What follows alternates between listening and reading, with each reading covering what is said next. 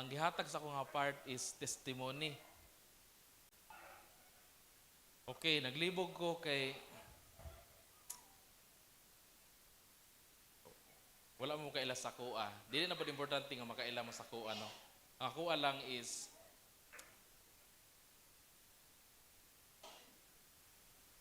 ang ako ang mga cellphone mga kaisunan. Na ako'y makita or naay leksyon sa kuang kinabuhi anang si Manaha. Buhatan ako na og wali gamay kay wala ko kabalo kung naay panahon nga maimbitar ko sa usa ka iglesia. Basig pawalihon ko kalit. O nang akong gibuhat sa akong cellphone, akong asawa wala kabalo nga kada semana makakita gani ko og naay ma-realize na ko sa akong kinabuhi. Buhatan ako nagdali-dali og wali para mura siya ma-personalize na ko ang usa ka experience. Hindi na ko malimtan. Example, bisita ko og dinas, imbitaron ko sa akong mga igsoon. Pawalihon na ko kalit dito, di na ko i-guide din na. So karong si Manaha mga kaigsuonan, usas ako na-realize kay testimony mo din ni. Kung unsa gid ka mubo ang kinabuhi, di ba? Usay maingon sila hapit na gid mo balik ang Ginoo. Pila na ka mga lolo ang gaingon. Ug pila na ka mga katigulangan ang gaingon nga duol na gid kaayo. Pero ang pangutana kanos am gid mo balik nga ang ilang giingon nga duol ra man ka nganong hangtod karon wala pa man.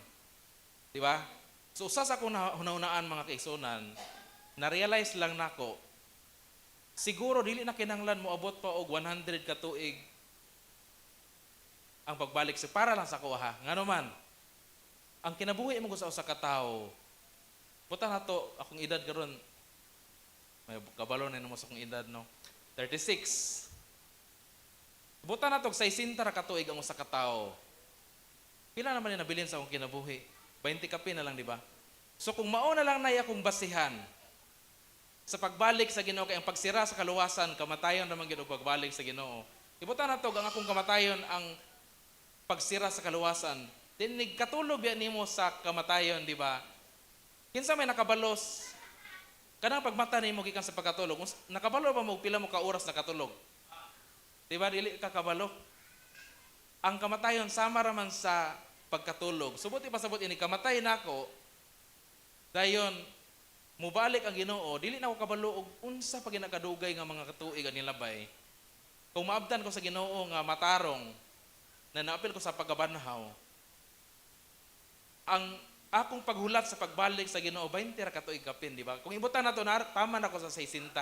Mo na usa sa na-realize ako karong si Manaha nga kanang ilang giingon nga hapit na mobalik ang Ginoo para sa kuha dili na siya dugay gyud kay sa ngatanan. Naara na sa 20 hangtod sa 30 or di ba ka kung tagaan kog lugwayan ko sa Ginoo taas-taas nga kinabuhi 50 mubo ra gyud kay sa ngatanan. Then wala pa ganita kabalo og asa ra gyud tama na akong kinabuhi. So sa akong ginahuna sakto gyud ang giingon ni Solomon sa Ecclesiastes 1 versikulo 1 nga kawang na gid ang tanan. Mga batanon kabalo ko nga daghan kay tag mga pangandoy.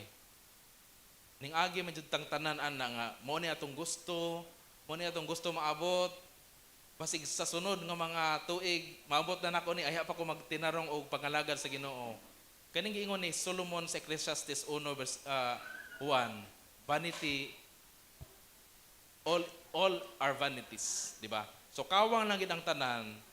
Then aguna-una ta nga kay ako usa sa akong personality mga kaigsunan is gusto na ko mahuman gid ang gid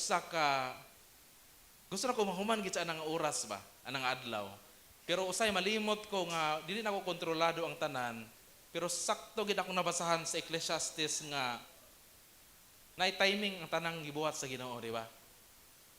Nay panahon nga mamatay, nay panahon nga mabuhi. Pero sa katapusan giingon dira nga He makes all things beautiful in His time. Ang Ginoo na kaugalingon nga timing. Dili sa dugay, dili sa late, dili sa gauna. So ato lang isalig ang sa tanan sa Ginoo mga batan-on nga tanan nato mga plano dili man nato makontrol ang uban pero kabalot nga ang Ginoo nagkontrol sa tanan. Gani sa science gamay lang angle sa pag-rotate sa kalibutan sa adlaw. Kung duol ra kaayo, pila ra ka degrees ang duol, pwede masunog ang kalibutan. Kung mulayo pa ta gamay sa orbit nato mga kaigsuonan, mga batan-on, pwede po mo freeze sa tungod sa katugnaw. So imagine na nagmaayo nga ang pagbuhat sa Ginoo ang dagan sa kalibutan sa orbit, very accurate jud kay sa nga tanan. Walay sipyat. So bisag dira lang akong gihunahuna nga wa gani nasipyat ng Ginoo sa pagtuyo sa kalibutan nga dapat ang kalibutan naa ra gid dira dapit. Dili mo kulang, dili po mo sobra. Unsa na ka akong kinabuhi nga perti ka gamay kay sa nga tanan. So sa usa sa akong na-realize karong simanaha, God is in control. Sa tanan nga atong plano, masipyat man ta karon or wala man na-accomplish karon nga mga panahon, makasalig tang ang Ginoo is in control. Maura na siya mga kaigsunan ng Dios mga panalangin.